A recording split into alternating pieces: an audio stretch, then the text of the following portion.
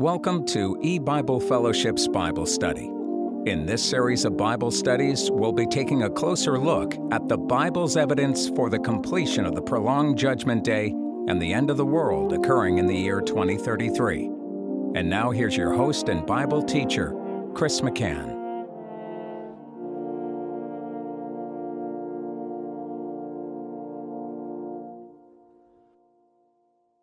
Hello and welcome to E-Bible Fellowship's Bible study that is taking a look at the biblical evidence for the end of the world in the year 2033. This is study number 30. And we're continuing to discuss the amazing historical account of the Battle of Jericho.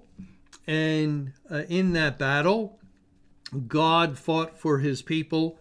He had them march around the city 6 times, once a day for 6 days, and then 7 times on the 7th day for a total of 13 times. And we've been laying it out how this odd way of winning the battle, the initial battle in the conquest of the land of Canaan, that of course, because it's part of the Bible and part of the Word of God, and Christ was the Word made flesh, and Jesus, we're told, spoke in parables, and without a parable he did not speak.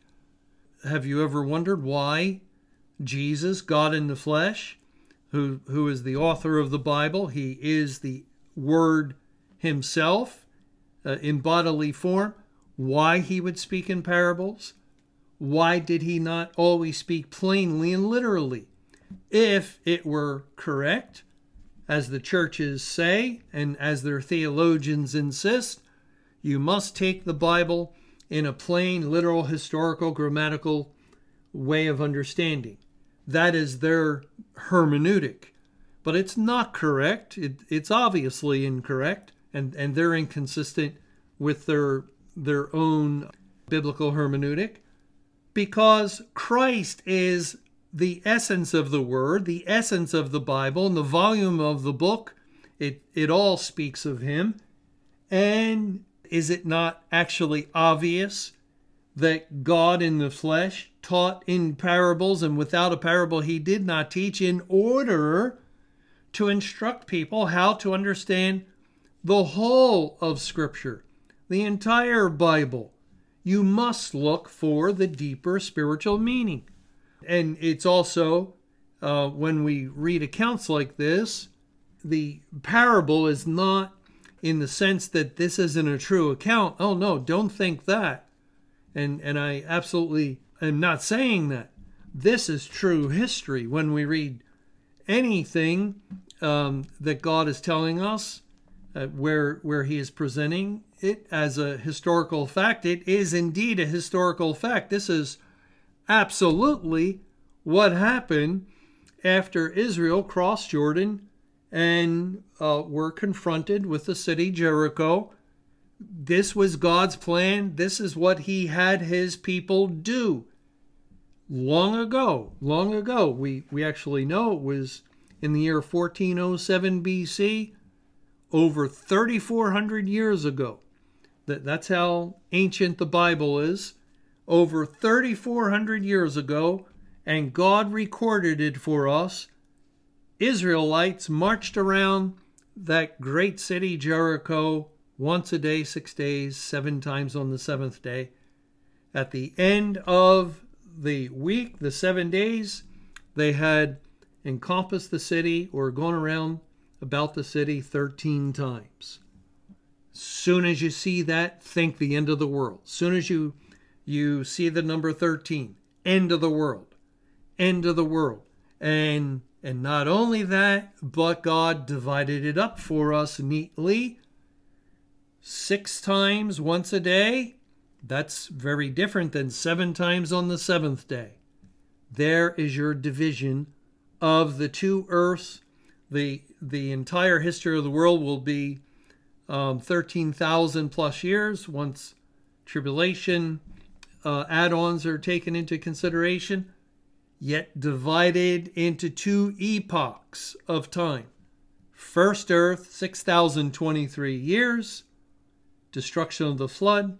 Second earth, 7,023 calendar years, destruction by fire. Just incredible. Just incredible.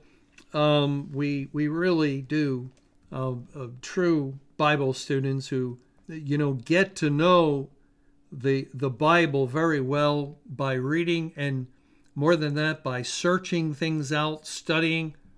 We stand in awe at times, and yet we realize it's because God knows the end from the beginning. He knew his entire plan before he even created the world. He knew when he would bring the flood. He knew when he would bring the fiery destruction of all things. And therefore, that allows him, and he does things with precision, not randomly, haphazardly. Anything happens when it happens. No, with preciseness. He has events occur at key points in time in history, and he ties it to a biblical calendar, so then you can admire it. You can marvel at it. The design of it, as God, of course, is a brilliant designer. Same thing with the unfolding of time in history of the world. The world, by the way, I guess this would be news for people of the world. The world is here. Its purpose is because God wanted to save a people for himself. That's it. The world is not here. The purpose of the world is not for you individually to enjoy yourself, to experience things, to have love and family and career and make so much money and possess so many things. No, that's an outworking of God's program for the world, which is centralized. It's geared towards everything the Bible speaks of, the purposes the Bible lays out, purposes of salvation for a specific people known as the elect, purposes of judgment for the rest. We're now in the stage of judgment where God will accomplish the final destruction of all that have rebelled against him. And whether someone has finished college or finally achieved their goal or obtained success in whatever field, immaterial. The world does not operate. The world does not continue to function or exist for the selfish reasons and purposes of the sinners therein. The world continues to exist for God's purpose that he has laid out and specified in this holy book, the Bible. And so he illustrates certain things. He reveals true history. Now, this is, of course, very much orchestrated by God, isn't it? He's the one telling the Israelites, it wasn't their idea. Go around the city in this manner once a day for 6 days. Seventh day, do it 7 times. Did they have any understanding for the reason why they were to do it? Absolutely not. Absolutely not. They even the elect among them, like Joshua, very limited understanding of God's overall program, but it wasn't necessary for them to know.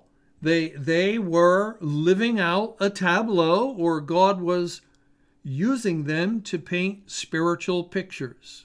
And he again, knowing future history and the totality of the history of the world, how he would break it up into these 2 earths, into these 2 distinct time periods, he has them live it out. 6 times, first earth. 7 times, second earth. Then we read in Joshua 6, in verse 20, so the people shouted when the priests blew at the trumpets, and it came to pass, when the people heard the sound of the trumpet, and the people shouted with a great shout, that the wall fell down flat, so that the people went up into the city, every man straight before him, and they took the city, and they utterly destroyed all that was in the city, both men and women, young and old, and ox and sheep and ass, with the edge of the sword. Now this account, as well as some others in the Bible, is often referred to by atheists or by secularists or by people who think that they are holier than the Holy One himself, who think that they are the righteous ones and the God of the Bible is unrighteous, and they think they are the ones sitting in judgment over the Bible, rather than the truth that the Bible, the Word, sits in judgment over them. And so they make all kinds of accusations, and they call God a monster because he sanctioned the destruction of every man, woman, and child, young and old, in the city of Jericho. And I think you could probably find this kind of language in a couple of other places. How evil they charge God. How he's a monster, they say. And no, that's not true. That's not true. The truth is, man is the evil one. Man is the monster.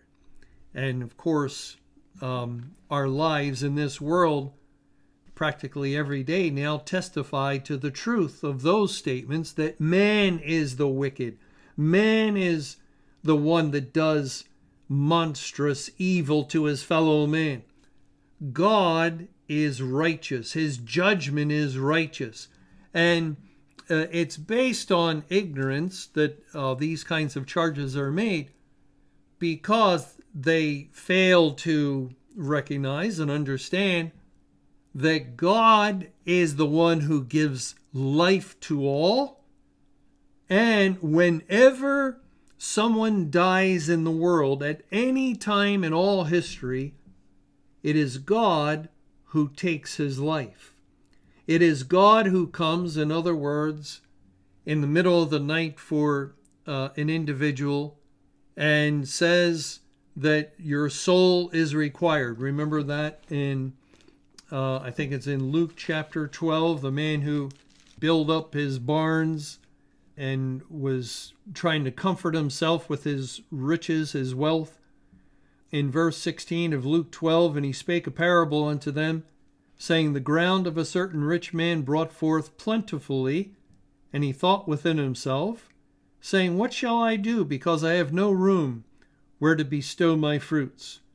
And he said, this I will do, I will pull down my barns and build greater, and there will I bestow all my fruits and my goods. And I will say to my soul, soul, thou hast much goods laid up for many years. Take thine ease, eat, drink, and be merry. But God said unto him, thou fool, this night thy soul shall be required of thee. Then whose shall those things be which thou hast provided? So is he that layeth up treasure for himself and is not rich toward God. Thou fool, this night thy soul is required. You see, God came for him in death. In death. Death is the separation from body and soul. The soul, the spirit that animates our physical body. At the point of death, it leaves. Now, for the elect child of God, he's been born again in soul. So, although the breath of life that is in his physical body, that leaves at death, yet his spirit, the new born again resurrected soul, is alive, so it goes to be with the Lord. But the unregenerate man, the ungodly, he has never been born again, it resurrected in soul. So at the point of his physical death, the breath of life that animates his physical body just like God gives a breath of life to animals as they live their physical lives, that departs.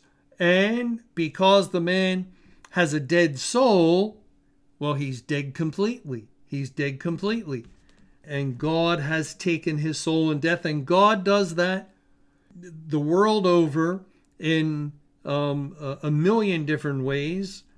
God takes men in accidents, through disease, through heart attacks, when man's inhumanity to man, when someone shoots someone, all according to God's timetable and purpose for the individual who perishes. No one, as a matter of fact, can die unless it's according to the will of God. And if God determines, it is time for this person. And by the way, God is righteous in this. He's righteous to take a man's life in whatever manner he so chooses, because the Bible tells us in Romans 6, verse 23, for the wages of sin is death. And all have sinned, it says in Romans 3:23, for all have sinned and come short of the glory of God. All people have sinned. What's the wage of sin? Death.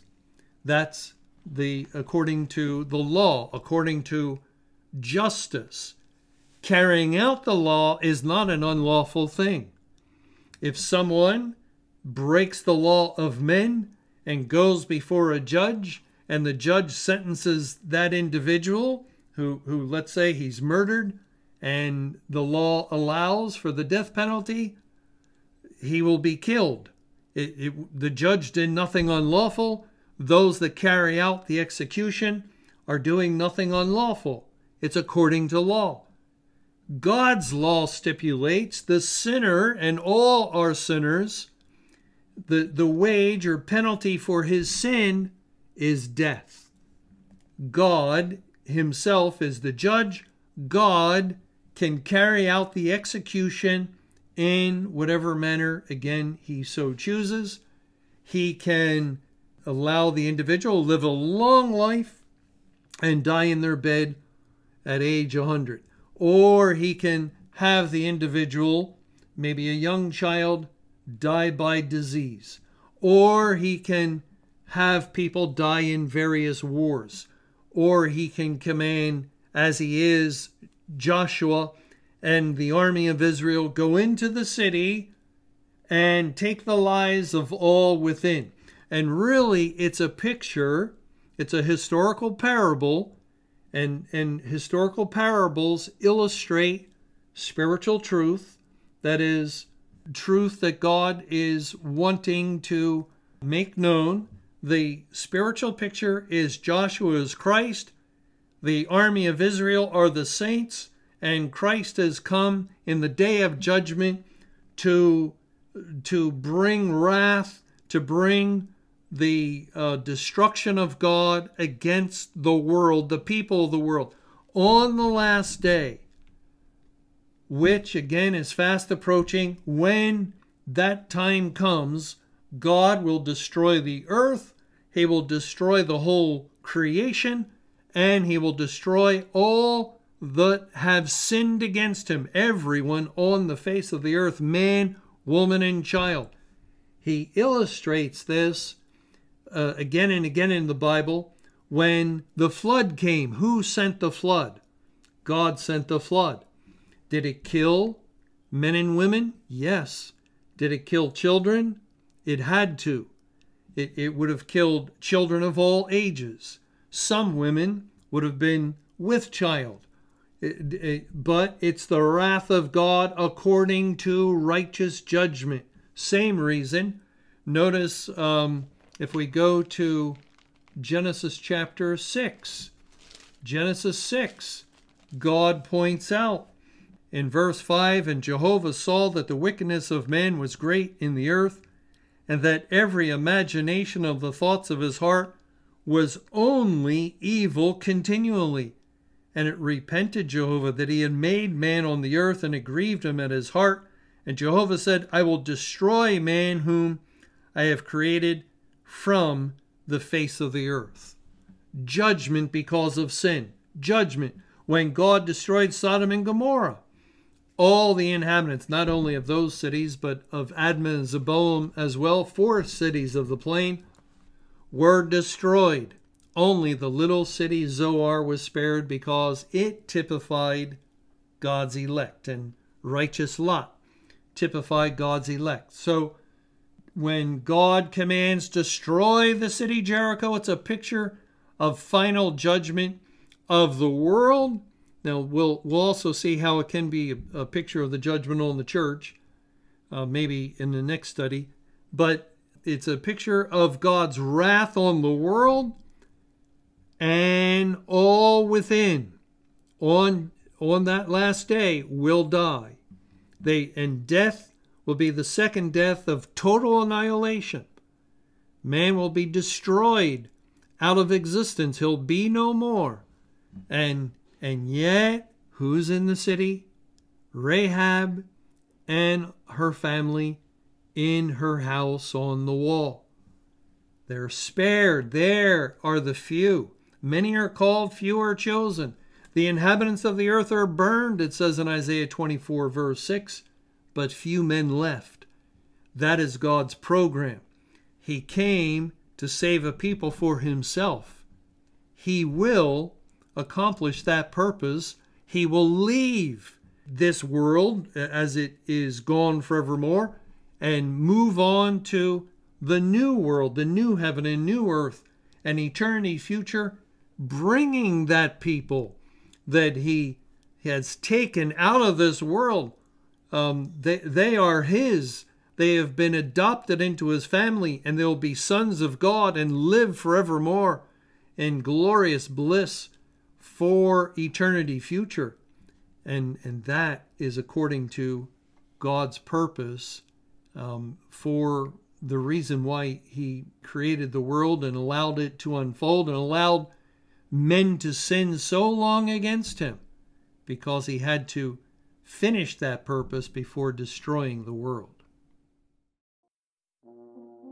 Thank you for joining us for E-Bible Fellowship's Evening Bible Studies with your host and Bible teacher, Chris McCann. For more studies and information, visit our website at www.ebiblefellowship.org. Until our next Bible study, may the Lord's perfect will be done.